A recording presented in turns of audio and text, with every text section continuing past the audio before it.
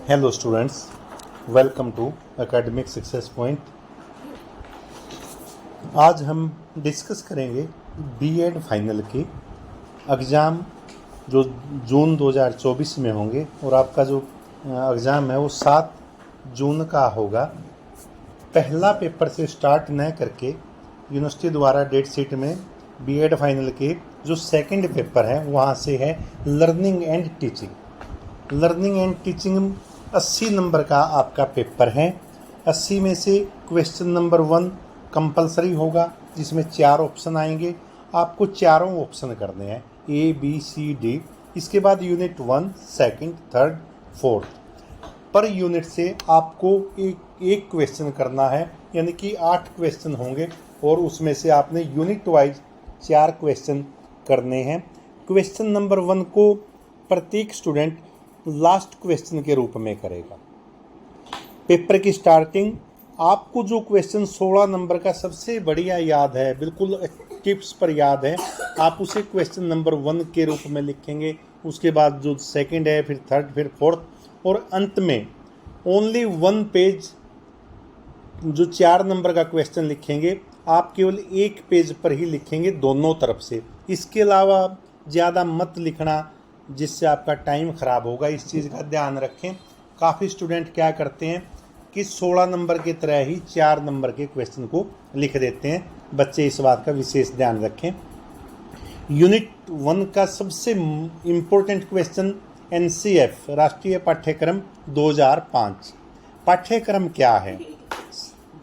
शिक्षा का जो बेस है वो क्या है? शिक्षक और विद्यार्थी के साथ एक त्रिवेणी के रूप में हम लेते हैं, वो है पाठ्यक्रम।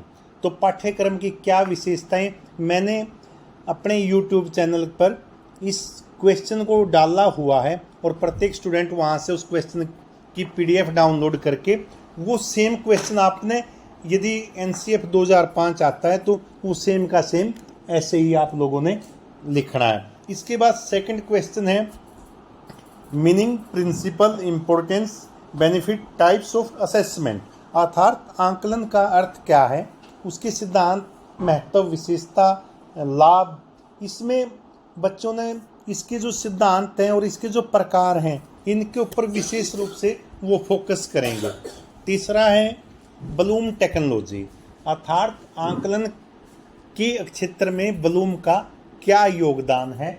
और लास्ट क्वेश्चन है आंकलन में शिक्षण की दृष्टि से अध्यापक की क्या भूमिका होगी। मैंने आज ही समावेशी एजुकेशन में टीचर की भूमिका का क्वेश्चन डाला है। तो आप स्टूडेंट क्या कर सकते हैं, समावेशी शब्द को हटाकर यहाँ आंकलन शब्द का प्रयोग करें और उस क्वेश्चन में जो शिक्षक की भूमिका है उसको ऐसे का ऐसा ही रख दें। यूनिट सेकंड क्या है? मूल्यांकन।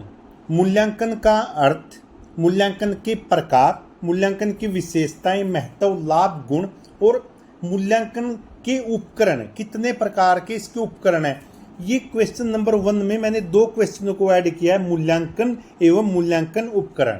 इस चीज़ को, मूल्यांकन से रिलेटेड क्वेश्चन आपको यूनिट 1 में भी आ सकता है।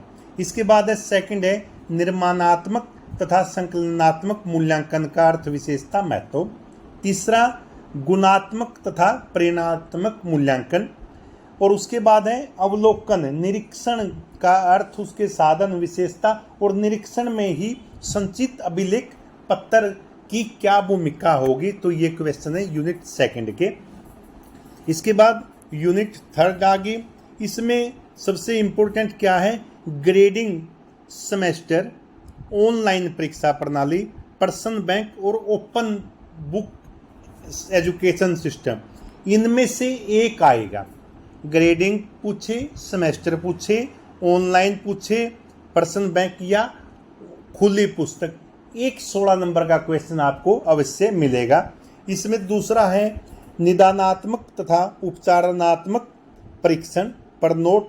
और लास्ट है आईसीटी की शिक्षा के क्षेत्र में, शिक्षण के क्षेत्र में क्या भूमिका है, अर्थात जो टेक्नोलॉजी है, टेक्नोलॉजी किस प्रकार से शिक्षण को प्रभावित करती है। और इसके बाद है यूनिट नंबर 4।